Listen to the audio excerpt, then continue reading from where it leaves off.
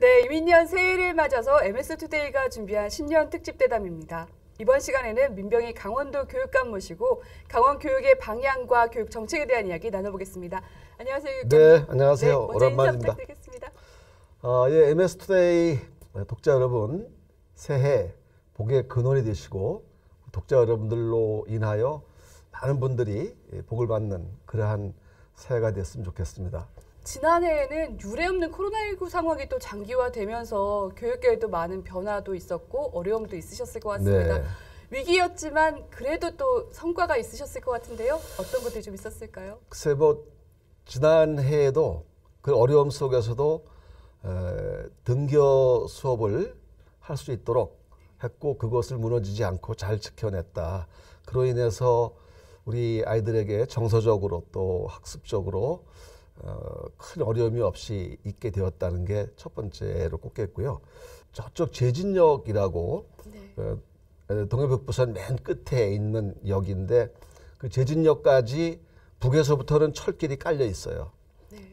오히려 남에서부터 올라가는 길이 끊겨 있는데 지금 그 철도를 공사를 시작했지 않습니까? 네. 그 제진역에 우리가 뭘 만들었냐면 그 통일로 가는 평화열차 체험장을 만들어서 열차 속에다가 평양도 갈 수 있고 그 길로 해서 유라시아를 거쳐서 유럽을 거쳐서 런던까지 가는 여행 기차를 만들어서 네. 우리 아이들이 그걸 체험하면서 우리 한반도의 평화적인 통일 나가서 대륙으로 진출할 수 있는 기상을 알리고자 하는 그런 활동을 했고요. 또 한 가지는 우리 학생들 정서 활동을 지원하기 위해서 전국 최초로 문화생활 선물 카드를 학생들한테 다 놓아줬어요. 네. 2010년이시죠. 처음으로 민선 교육감에 선출이 되신 후에 3선을 계속 연임을 하셨습니다. 12년이에요. 이 기간에 가장 큰 성과라고 꼽으신다면 어떤 게 좀 있을까요? 제가 처음 교육감 후보로 나왔을 때 우리 선거 사무실 벽에다 딱 두 개를 크게 걸었어요. 하나는 고교 평준화, 하나는 돈 안 드는 교육. 딱 두 개만 걸고 그 이슈를 혼점했었는데요. 두 가지 다 지켜냈습니다. 돈 안 드는 교육은 전국 최초로 무상급식을 우리가 강원도가 제일 먼저 하면서부터 교복 지원, 학습 준비물 지원, 하여튼 돈 때문에 학습하는 거를 못하게 해서 안 된다 하는 두 가지가 제가 한 것이 아니냐 이런 생각이 듭니다. 조금 아쉬운 점이 있으시다면 어떤 게 좀 있을까요? 아쉬운 점은 학생인권 조례를 제정하려고 몇 번 시도하다가 결국 못했습니다. 아쉬움은 있지만 저희는 학생 생활 규정이라든지 또 문화를 고쳐가면서 우리 아이들이 존중받고 학교 생활을 즐겁게 할 수 있도록 했기 때문에 아쉬움은 있지만 또 크게 잘못됐다고 생각하지는 않습니다. 네. 네, 이제 교육 현안에 대해서 이야기를 조금 더 나눠보도록 하겠습니다. 이제 코로나19 상황 속에서 비대면 온라인 수업들이 많이 확대가 됐습니다. 이 과정에서 학생, 학부모, 교육 환경까지 많이 혼란을 좀 겪어왔었는데요. 지나면서 미래형 교육 환경이 좀 바뀌어야 된다, 교육 혁신이 필요하다는 이야기들도 많이 나오고 있거든요. 이에 대한 준비나 진척 상황들 어떻게 좀 되고 있을까요?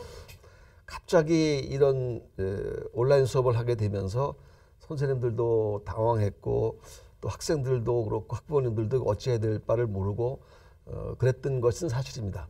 그런데 이걸 진행하면서 새로운 걸 하나 발견했어요.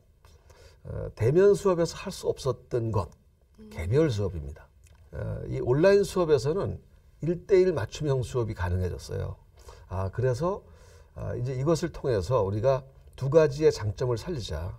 대면 수업을 하면서도 온라인 수업을 병행을 할 수 있도록 하자. 그래서 학교 교실마다 이런 기기를 다 확보했고 아이들에게도 기기를 주게 되고 그렇게 해서 오히려 더 발전된 것이 아니냐 이런 생각이 들어서 오히려 이 팬데믹 상황 속에서 교육의 질적 변화를 가져오기도 했다 이런 말씀을 드리겠습니다. 강원도 같은 경우는 애석하게도 이제 학력 저하의 문제가 꾸준하게 제기되어 왔기 때문에 이에 대한 우려의 목소리도 좀 계속 있거든요. 어떻게 좀 생각하실까요? 사실 그냥 학력 저하라고 하지 말고 딱 꼬집어 얘기하세요. 수능 성적 나쁘다 얘기 아니에요? 그렇죠. 그래서 사실입니다. 수능 성적이 저희 강원도가 하위인 거는 사실이고 숨기지 않겠습니다. 그런데 이 수능이라고 하는 제도가 우리 아이들의 올바른 교육 제도냐? 그건 아니란 건 다 알고 계실 거예요. 저희 강원도 같은 경우 수시로 진학하는 학생이 93%입니다. 100명에 93명이 수시로 진학을 하고 이 수시로 진학하는 학생이 많으면 수능 성적은 나쁠 수밖에 없어요. 아시잖아요. 왜냐하면 수능 성적이 별 중요하지 않아요. 그러니까 최선을 다해서 보려고 하지 않는 학생이 많다는 것이죠. 그래서 이것이 학력 저하의 어떤 대표값이라고 할 수 없다는 말씀을 드리고요. 무엇보다도 수능이라고 하는 것은 진로 진학을 하는 과정인데 결과가 어떻게 되느냐. 진로 진학에 관해서는 우리 강원도 아이들이 타시도비에 못지않게 잘 가고 있다. 네. 이런 말씀을 드립니다. 강원도 같은 경우에 학력 인구가 감소하면서 교원 감축까지 이어지고 있어서 교육 공백이 우려된다는 이야기들도 나옵니다. 이에 대해서 교육감님 혹시 뭐 생각하시는 대안이 있거나 견해가 좀 있다면 어떠실까요? 지자체나 정부에서나 그 아이들 많이 낳게 하기 위한 장려금을 준다는 여러 가지 하지만 저는 그거 다 소용없다고 봅니다. 우리 그 젊은 그 부부라든지 이 사람들이 자녀를 낳으려고 할 때는 DNA가 우리 아이가 나서 정말 행복하게 또 자신 있게 아이를 성장시킬 수 있다라고 생각이 되어야 아이를 낳습니다. 그러기 위해서 필요한 게 불평등 구조를 해소하고 교육제도의 개편이에요. 그래서 조금 전에 말씀드린 수능 같은 거 이거 빨리 개편해서 자격고사화하고 대입제도, 대학 서열화 문제 네트워크화해서 해결하고 이런 것들이 사실은 먼저 되어야 이제 우리 인구가 늘어난다고 보고 이제는 우리 아이들이 이 지역을 위해서 지역의 주민들과 어떻게 함께 잘 살아갈 것인가를 할 수 있는 교육제도로 바뀌어야 될 것이고 지금 이제 교원 수급 문제 같은 경우는 기재부에서 학생 수가 줄는데 왜 돈이 필요해 이런 논리 하나 가지고 실제로 정말 돈이 많이 들어가는 교원 수급 문제 이런 데에 대해서는 신경을 쓰지 않고 있거든요. 교육의 발전을 위해서 많은 고민을 하고 계신 것 같은데 3선을 연임하셨기 때문에 이제 오는 6월까지가 마지막 임기이십니다. 마무리 고민들도 하고 계실 것 같습니다. 어떤 것에 좀 중점을 두고 준비하고 계세요? 제가 딱 6개월 남았습니다. 그래서 6개월도 채 안 될 수도 있고요. 네. 지금 이 방역 상황 잘 관리하고 지켜서 우리 아이들이 안전하고 그리고 즐겁게 학교 생활을 할 수 있도록 잘 관리하는 게 첫 번째고요. 지난 10년 동안의 성과 그리고 앞으로의 과제 이런 걸 잘 갈무리하고 다듬어서 다음 교육감님이 누가 되시든 그분에게 잘 인수인계할 수 있도록 준비하는 일 같습니다. 네. 마지막으로 저희 도민들 시청자들께도 독자들께 인사 말씀 부탁드리겠습니다. 제가 처음 교육감 됐을 때 초등학교 1학년이었던 아이가 이제 대학을 진학하고 이제 취업을 하고 이렇게 되었습니다. 그 아이들의 그런 모습을 생각할 때 사실 두렵고 떨리기도 합니다. 이제 곧 저는 자연인으로 돌아가고 더 명확히 말씀드리면 농사를 짓게 됩니다. 흙과 함께 살면서 우리 강원교육이 잘 될 수 있도록 또 할 수 있는 일이 있다면 하도록 하겠습니다.